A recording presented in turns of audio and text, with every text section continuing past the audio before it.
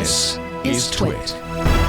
You wrote an essay about how you wrote the book, why you wrote the book, and you talk about how you don't think that the founders of these companies wake up every morning and think, like, how can I steal people's data? Why do they do it? Is it the bottom line? Is it for fame, or like to have, is it why any of us do anything because we want to be remembered? Why do you think they're growing at this rate and expanding and sort of violating our privacy in the process?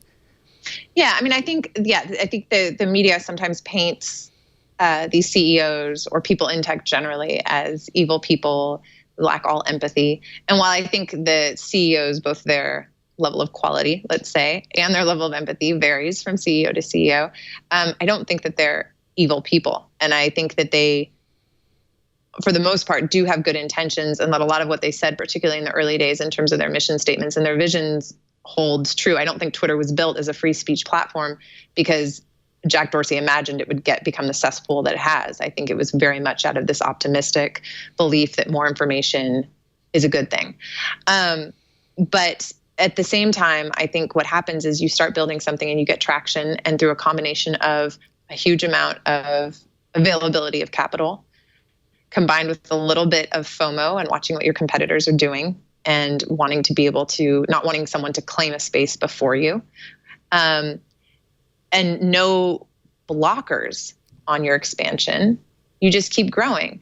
And so if you're Google, for example, you start doing search and search is going well, and then all of a sudden you realize that there's, I don't know, IE. Remember when we all used IE?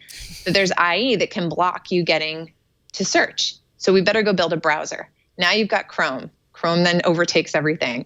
So you've got Chrome now, amazing. But then you figure out that, wait a second, like they can stop us at the hardware level. They can do IE as the default search and, default browser. So now you go and build your hardware. And then you've built your hardware and you say, but wait, what if people can't get onto the internet?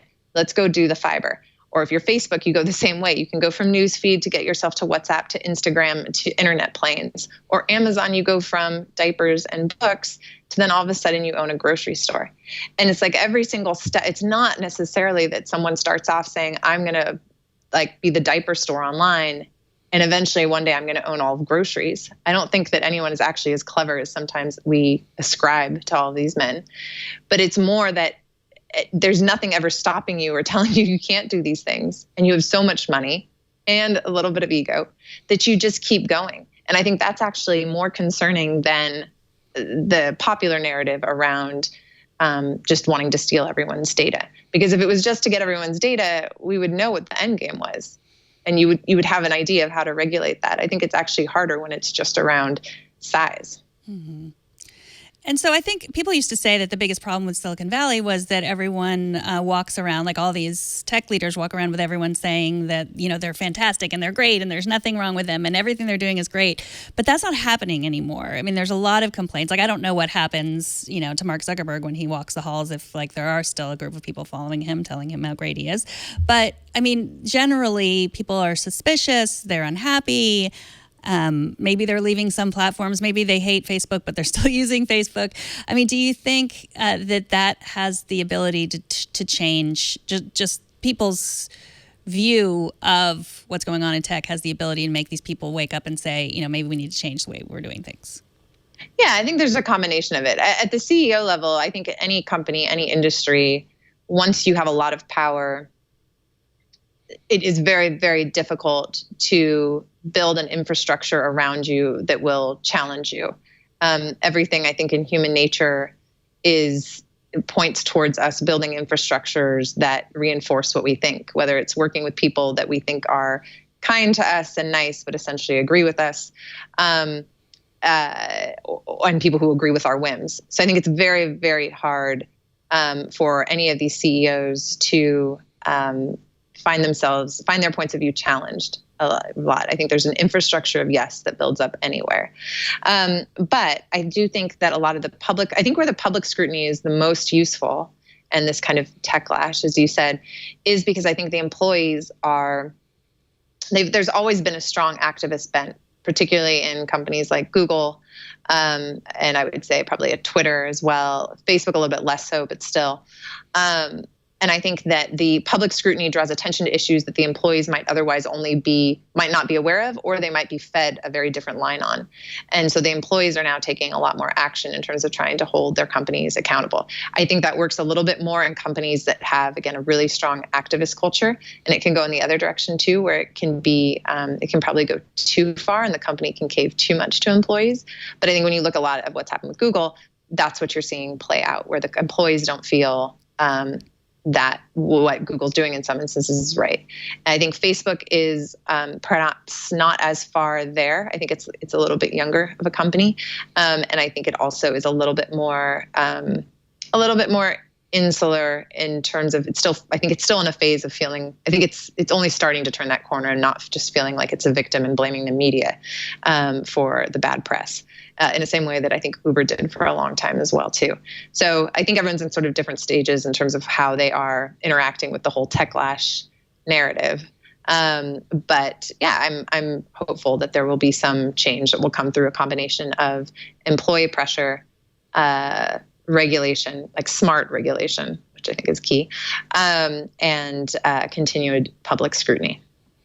So what about the argument that, their bottom line is dependent on these things that they've done? They can't, the ship is too big to turn around now. Do you think there's any truth to that? I mean, yes and no. Like if it was a technology issue, think about Facebook. So I can think of just two examples off the top of my head. I remember quarter after quarter, we'd be sitting there preparing earnings call stuff for Google. And the analysts would get on there, and there would always be all this moaning about whether Google could monetize on mobile.